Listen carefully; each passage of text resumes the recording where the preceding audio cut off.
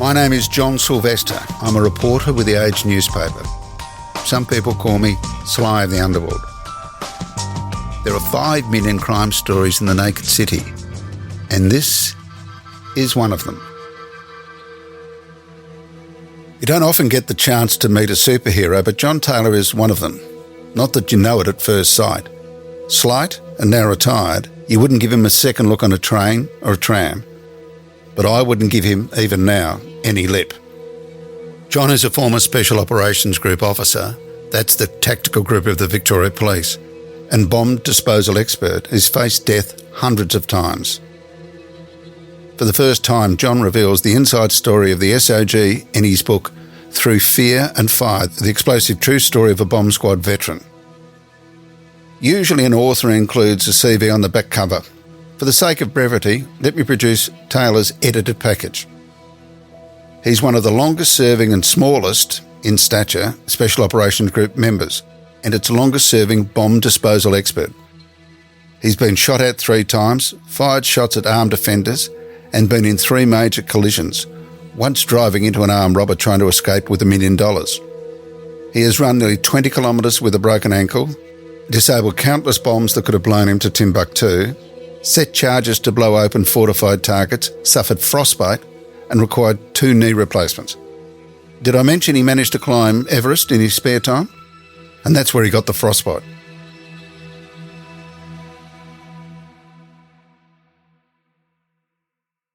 So why, John, did you first join the job? So when I left school at Form 5 in those days, I tried to get in. I went to the depot down in Spencer Street and I was too short. So I was sort of showing the door, I was about half an inch too short, and then I became a graphic artist screen printer, a trade. And after 10 years, I still wanted to be a police officer, dropped the height limits, and I went and tried again, and I got in. There was a long battle to get in. What was the height? It used to be 5'8.5" in the old imperial system, and I was about 5'8". Even when I stood on my toes, I was, stretched the back out, but it just didn't work in those days, yeah. Some would be told you should be a jockey. Yeah, jockey, probably carrying a little bit too much weight, but horses never interested me. So you go through, the normal rite of passage as a police officer, and then you want to go to the Special Operations Group. What year was that? I got into the group in 89, and I got into the police force in mid-87. Okay, so you virtually went almost straight in. Now, my recollection about in the 80s, it was still, the SOG was seriously macho men. They were, big units. It's changed a bit now, so it's more the wiry types. But back then, my recollection is they're all in the old, 6'3", 6'4". Yeah, it was something when I got to the group. There was another guy that was about my size, and we're the midgets, I suppose you'd call. These guys were solid, pushing big weights and things like that. And a new breed was coming in, the runners, the greyhounds, I suppose you'd call them. And we're the little guys that throw through the small windows, where the big guys couldn't get through. But they were diversifying in the makeup of the members that they were getting. Was the selection done right in those days? It probably could have been done a lot better. I am aware, and thankfully from a distance, of the sort of selection criteria. To call it brutal is to be unfair on the word brutal. Talk us through that selection process. It is pretty brutal. And things have changed now, but you got to remember this is the old days. With the members that were there at the time and with the new intake, I think it was a challenge to see how many they could get off the course. If you got an injury, showed a sign of weakness, that was out. It was incredible. Our selection was done in the coldest day in winter. It was down on the boulevard there. We had to do 3.2 Ks, I think, with a ballistic vest on, running with the shotgun, helmet and a water bottle. And then from there, people were starting to drop off. I think there was 77 people there on the day trying to get into the group. Then we had to run down to the Yarra, swim across the Yarra. We're wearing full boiler suits, basically, up the other side, which is about 70, 80 metres, sort of not quite vertical, but hanging onto a rope. A kilometre run up the top, back down the man carry for 100 metres, swim back across the Yarra, then you had push-ups, sit-ups, so finally then we had to repeat it twice. And then the people just dropping off. One went off to the hospital with hypothermia. Luckily, search and rescue were there to drag him out. Finally, you get down to about 25 people that are remaining. You do a board, and then a few more get culled, and started the course with 22, and 12 weeks later, there's only 4 of us in the classroom.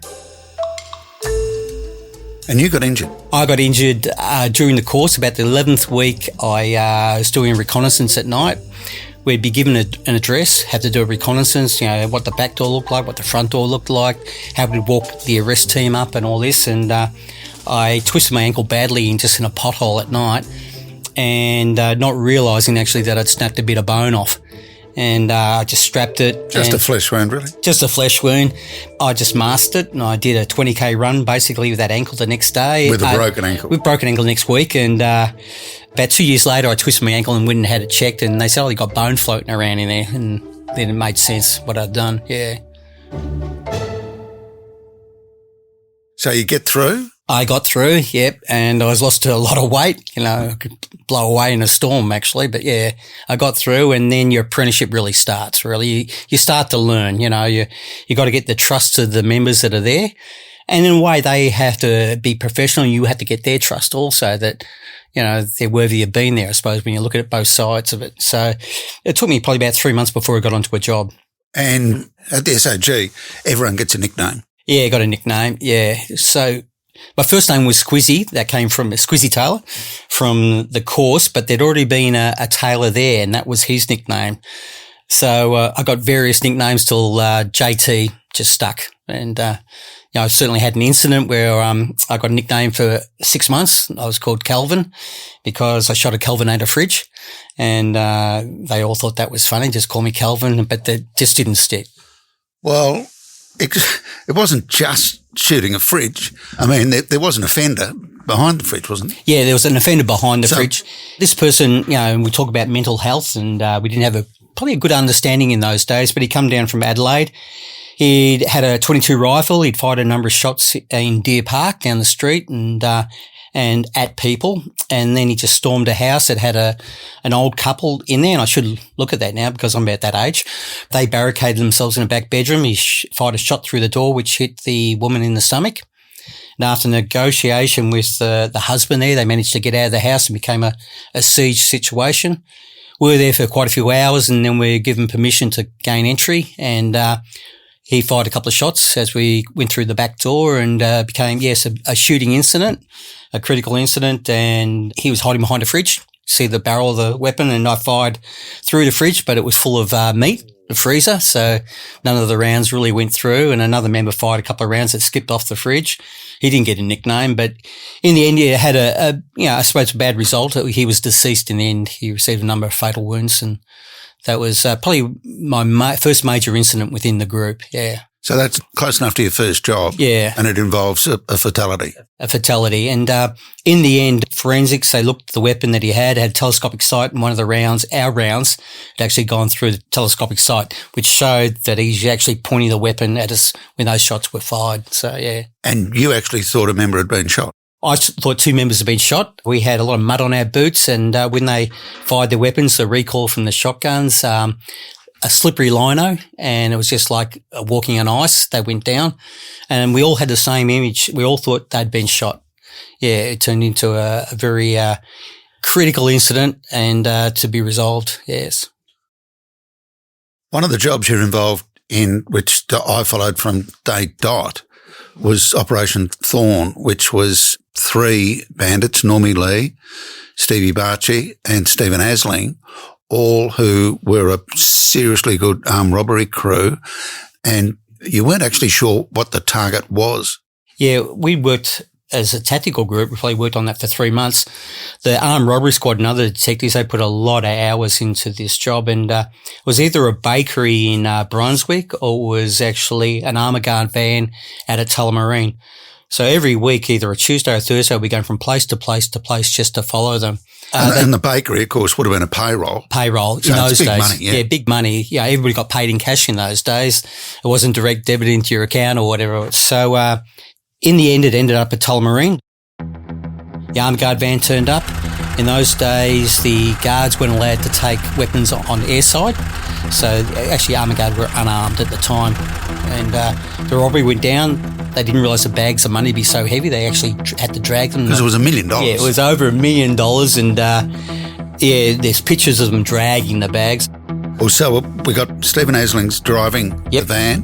Barchi and Normie Lee jump in the back with 3 bags. Normie Lee, who goes back to the bookie robbery. Stephen Asling's floored it before they've shut the back doors. And so I think 1 bag of cash and 2 bandits fall out the back. Rolled out the back. Now, you're there with dozens of police. Yes.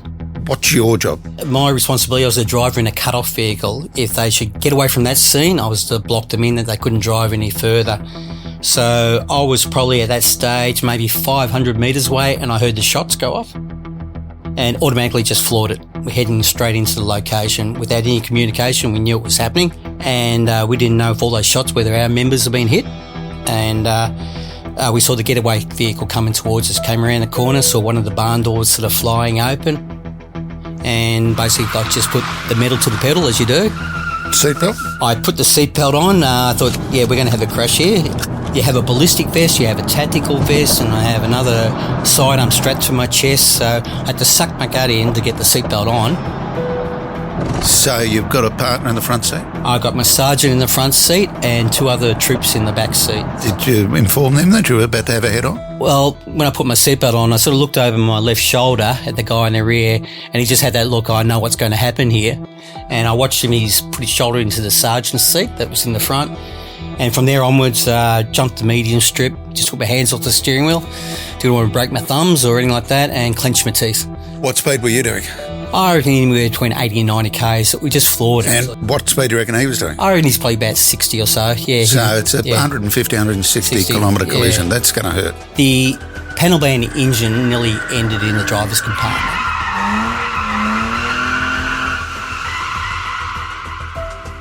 Well, Normie Lee is thrown out of the vehicle and he points his firearm at Special Operations Group members. At a couple of the members, and 2 members responded by firing, and he became deceased. And then Barchi, he basically pointed his gun and got a round off, got 1 shot off, and it actually went between one of the members' sort of legs. And he was shot a number of times. He survived, but lost the use of 1 arm. The member who we both know, who shot him, he actually ran into him at a pub where there was an AFL coach giving a speech, and Poss had given the word that Barchi was hunting this guy. So the SOG bloke went over and said to him, we got a problem. And Barchi said, look, I don't mind that you shot me, but you didn't need to shoot me, I think, 7 times. And the SOG bloke said, the reason I shot you 7 times is I ran out of bullets. So, but they ended up being half mates. Well, when that first happened, we were at the office, and we got the message that member and Barchi were together, and we were basically running out the door. We didn't know what was going on. Then brakes were put on, whoa. And I think nearly every year they catch up as a bit of a reunion. They argue why it's shot, and they have a beer, and they move on. I suppose it shows the bigger man in a way, that your actions will dictate on the other person's actions when it comes down to it. And Stephen Asling, the one driving the van in the armed robbery gang with Barchi, he ended up being a hitman. Yes. He was convicted for the murder of the Munster, Graham Kinnebrew, during the Piranha Wars. Yeah, so he did a lot of years for the armed robbery and then straight out again. Not a good career choice. He's picked his own path. The Piranha Task Force was out in numbers. The Kinnebrew case, their longest-running murder investigation.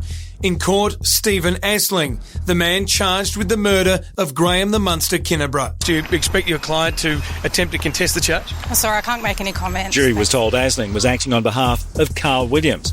Court heard Williams supplied a bag containing handguns, drugs and $20,000 cash to Asling and the other accused killer, Terence Blewett, who's since died. In previous occasions, he never went for parole because he didn't want any surveillance or any conditions, but he used to carry some of the newspaper clippings from Operation Thorn like a CV. Yeah. So he'd go to other gangsters, well, this is me. So, it's a strange... Not a very successful CV, though. No, exactly.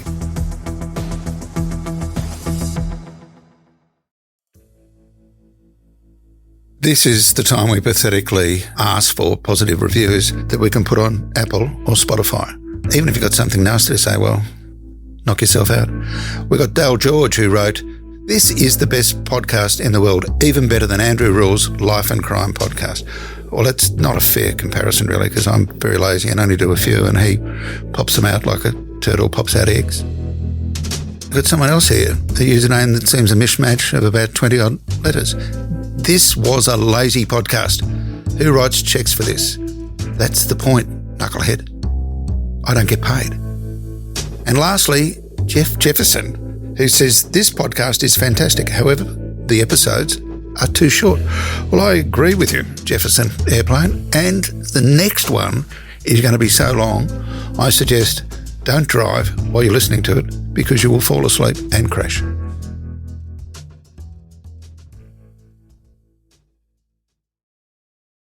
Now, we just think of the SOG as counter-terrorism, but there's specialists within it, isn't there? There's the people who do the forced entries, there's the snipers, and you went into a specialty group? Yeah, I went to bomb response. Bomb response, climbing and physical training and a few other things, yeah. So I did a number of courses and I did my bomb technician course in 1990 up sort of Army police instructors up at Albury-Wodonga, up at Bandiana. So how many bombs do you reckon you diffused over the journey? Over the journey, maybe hundreds, you know. What were you feeling when you go up to, you don't know whether it's a live bomb or not? Yeah, it's not like what you see on TV when it comes down. We have good training. We have a bomb response unit, have a great team behind me. As a sergeant, basically, in the end, I was sending the members forward, but we have a good discussion on how we're going to approach the item, use our diagnostics equipment, maybe the robots and anything else that we had. But no matter what, in the end, a bomb tech has to approach to make sure it is safe. You're always going to suit highest level to be sure. Whether it's just something the size of a matchbox, I don't care. That's what you'll do.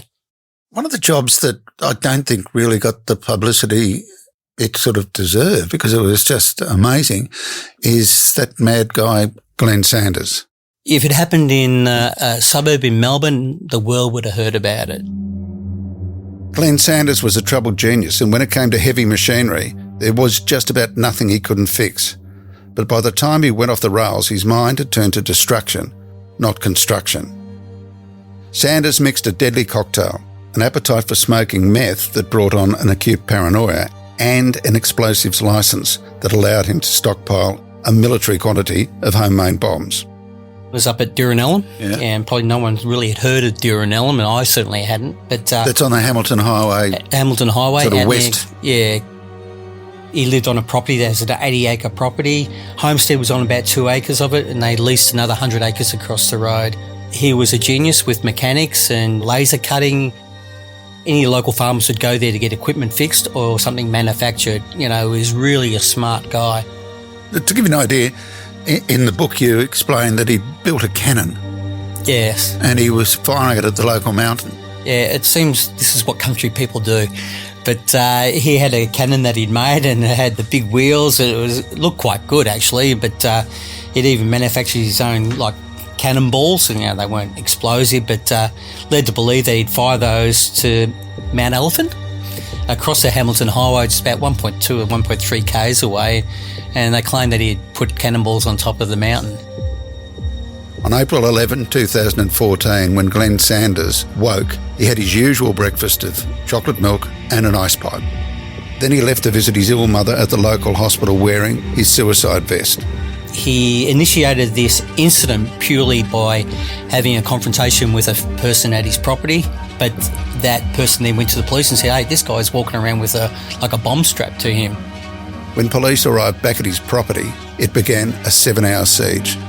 Negotiations went on for hours, and obviously he'd been hoarding explosives.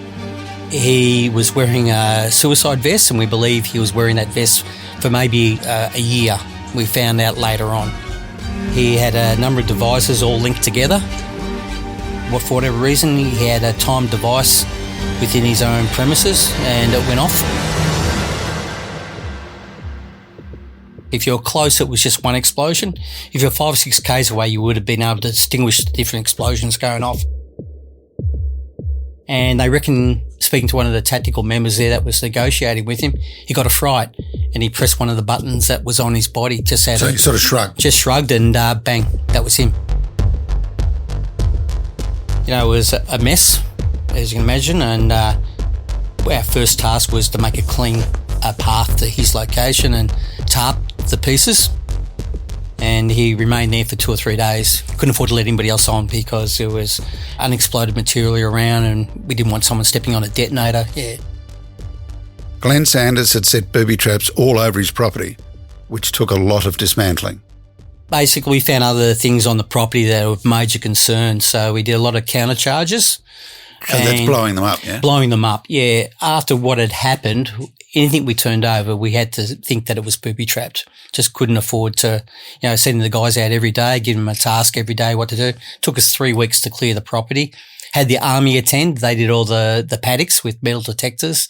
And we're getting more and more rumours from the local neighbours and just a job that kept on giving, It was obviously brilliant because he set the charges which blew up just about everything, but there was one building left, wasn't there? Mum's house. But yeah, the overforce of the pressure wave actually dropped the ceiling, but the house was pretty well intact. Although big bits of steel did go from the front of the house into the back of the house. It was, there was fragmentation flying everywhere. So Mum's house pretty well remained intact. So he obviously set it up so it wouldn't be damaged, and, I'm not sure if Mum lives there or it's just a vacant property now, but yeah. So obviously you've had a very boring life and you needed to spice it up, so you decided to climb Everest, as most of us have done. Yeah. So how did you get involved in mountain climbing? I assume it's through the SOG. Yeah, through the SOG. My instructor on my course, we did a week of roping, and that was the best week of the whole course. I loved it. So it was Paul Carr and Greg Linstill I've done all my mountains with, and Paul was going to climb Everest and started making plans to do that. And he did a training climb in China, Tibet, Chaoyu. And Paul suffered a coronary occlusion, a heart attack. And as a result of that, they'd started raising funds for the Make-A-Wish Foundation. I think they'd raised about $70,000 at that stage with these 3 other members, one being Nick Farr. Anyway, when Paul had his medical issue, through Christine Nixon and a lot of other people, the consulate in Nepal, they managed to get his body back. Which was unusual, wasn't it? Usually a body stays there, but the SOG ethos was we bring our people home. Yeah, and through good management through the Australian government and all that, permission was given for a Nepalese pilot, Colonel K.C. Madan. He'd, at that stage, done the highest rescue on Everest. So he flew his helicopter into basically China and retrieved the other 3 climbers, and then the next day went back and the body was brought to a lower altitude and Paul was brought back to Kathmandu. At that stage, Greg and I arrived in Kathmandu and then did the logistics and were there for about a week so we can bring him home to his family. Yeah. So Greg and I let it sit for a while, and that happened in 2003. So we decided that it was very much like an SOG job. It was unfinished business. Jennifer Adams did a documentary and we called it Unfinished Business. All over the world, and a record number of 8 Aussies here having a crack at the top. So we started fundraising. Nick Farr was part of that team, so it was 3 of us, and raising funds and trained for it. So it's constant training, yeah. And then we went over in 2005. Look, I'm going to give 100% no matter what, and I'll be careful about it as I go along. So, Everest, the challenges must have been enormous. You got sick on the mountain? I got sick on the mountain. I got sick going in. One of our staff had a flu and I managed to share it with him. So I lost my voice for about nearly 2 months, and I still basically have medical issues as a result of that. My breathing at times and all that. There's nothing you can avoid. It's just a matter of waiting when it's going to come. Hopefully we've had it now, have a bit of medication, or just let it run its course. I'm feeling better now. I got frostbite to 3 fingers. That happened within a tent, and I had a pair of gloves on. That's how cold it was.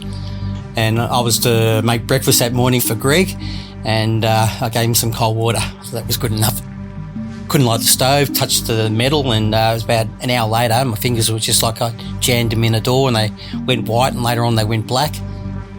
Today, JT's frostbite has improved, and he's going to have a shot at his dream. The men make their way past the... And then on the summit approach, I took my goggles off for a while. There wasn't much of a breeze, and I got frost nipped to the left side of my eye and realised to put my goggles back on. But yeah, it was just keeping control of what you were doing. You know, you get weak, you get tired, you're not thinking right. We did have oxygen, but, you know, it certainly does affect you a lot, your mindset and how you respond to what's going on. But Greg did really well. Nick, all three of us are on the summit at the same time. That's good that all three made it. All three made it, yeah. One thing that you say, JT, is deeds, not words. I guess that's appropriate considering you've just summited and you have no voice. Well, you can talk about it, but that was something about Paul Carr. It was deeds, not words. So show it by your actions. You know, don't talk the talk. The feeling on the summit? Relief, absolutely relief. It's silly, not that I'd made it, but I hadn't basically embarrassed the group. More people actually die going down than they do going up. They make mistakes because they're tired, so it was only halfway there when you think about it, but it was great relief. And like by the time I got back to base camp, I was just probably in a way emotional wreck, just I haven't failed. It's a silly feeling, but yeah. And successfully climbed Everest, and I think in the end we raised just under $200,000 for the Make-A-Wish Foundation. So, sucker for punishment, you've climbed how many of the major peaks? I've climbed 6 of the 7 summits. There's 7 summits, be the highest mountain on each continent. So I've been to 6 so far and climbed them all on first attempt. Greg has done 7. He's done Antarctica. I haven't done Antarctica yet, but don't write it off. Yeah, yeah. So you've retired, but with this amazing life that you've had, there were injuries along the way. Yeah, look, I've had a lot of injuries. I've got 2 brand new knees, 2018, just wearing ballistic heavy equipment, jumping fences, doing lots of running, obviously, and exercising. It does wear on your body, and a lot of the ex-members have got injuries. So I got 2 new knees. 18 months ago, I was retired then. I came off my bicycle and I got 2 new screws in my pelvis and broke my pelvis. I've got bent fingers and still got the frostbite. When I get on the motorbike, they go white. Yeah, but that's no regrets. No regrets at all, John. That's part to the course. Yeah. John, I thoroughly enjoyed the discussion, and I also really recommend the book, Through Fear and Fire. Go out and get it. Thanks very much, John. I really appreciate you having me here.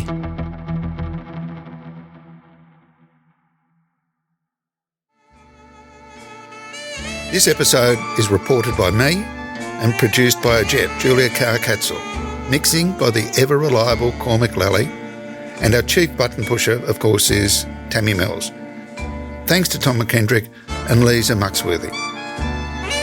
And as we say, there's a touch of evil in all of us.